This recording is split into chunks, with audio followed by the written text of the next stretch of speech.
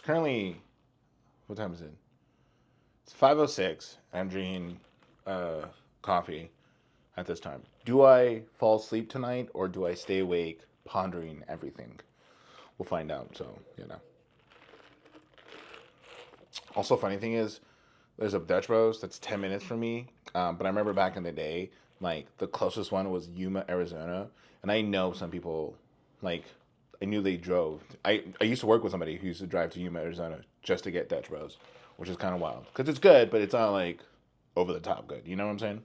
So, like about a week ago, yeah, I would say about a week ago, I got back from my trip.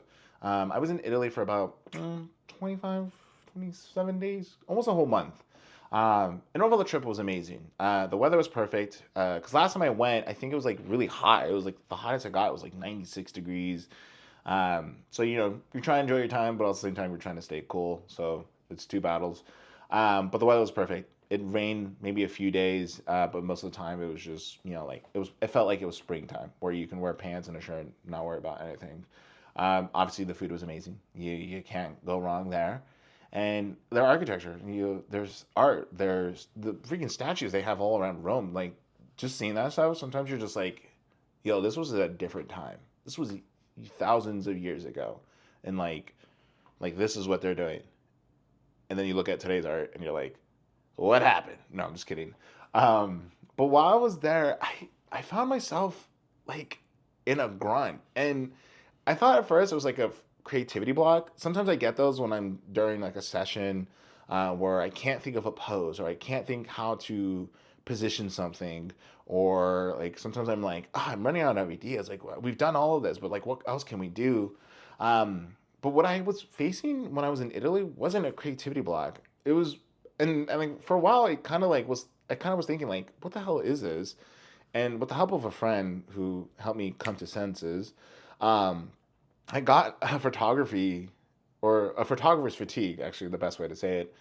And it kind of makes sense because I was really tired of taking photos. I didn't want to take photos for a while. And actually, when I would try to force myself to take photos, they were kind of shitty. Like, sorry to say that, but they were bad. And I'm not saying I'm the best photographer in the world, but I know my skill set. I know that I can take something and give it its wow factor. I mean, when I was in Venice, there was so many photos that I took that were like, oh my god, these are crazy amazing. But I would say probably like maybe 2.5 weeks in, I was starting to feel tired of it. I was starting to feel tired of taking photos of, I want to say the same thing, but my main focus was architecture when I was there, and it kind of was like, I don't want to do this. And I kind of got exhausted. And I tried to switch up by doing videos, but then at that same time, when I was recording things, I was starting to feel that same way. I was starting to be like, like, this looks bad. Why did I record this? Even now, when I was going through some of the stuff on my computer, I'm like, why did I do this? Why did I record this?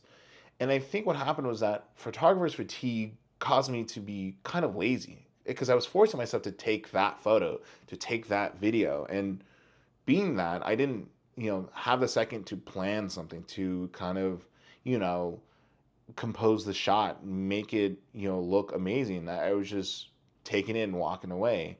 And to be honest, that's not how it should be. And it kind of sucks that found myself there. And I wish I found myself there earlier so that way like I can find ways to combat in that. And I guess like that's a good transition to tell you, ways that I, with my friends help, kind of brainstorming, we kind of find ways to kind of combat in that photography fatigue, especially if you're on a long trip like this.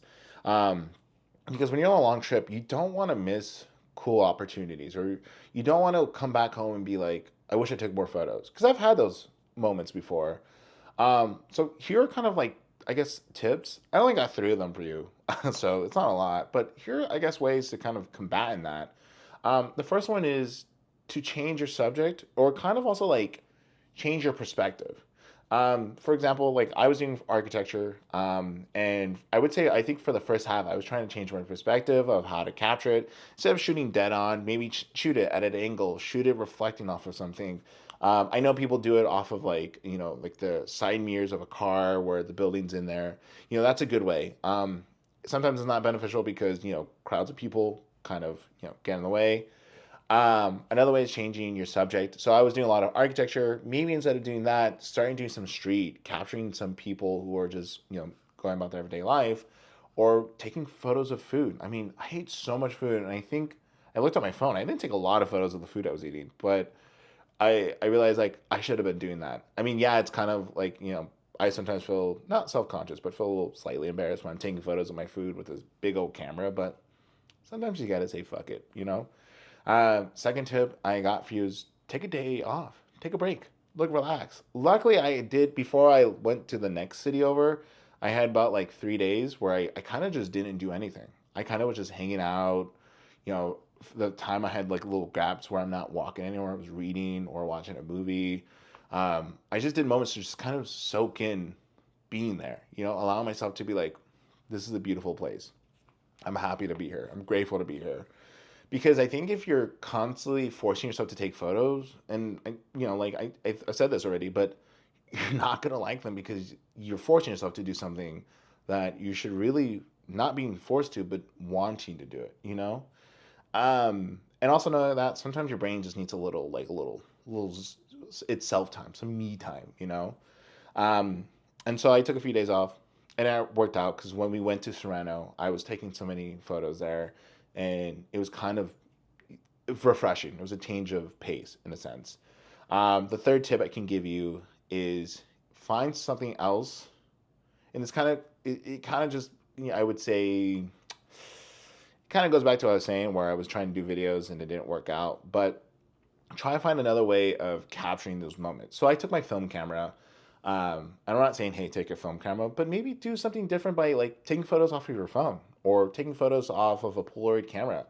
But I did take my film camera, which did help me because film itself is a great way to just slow down and to capture those moments.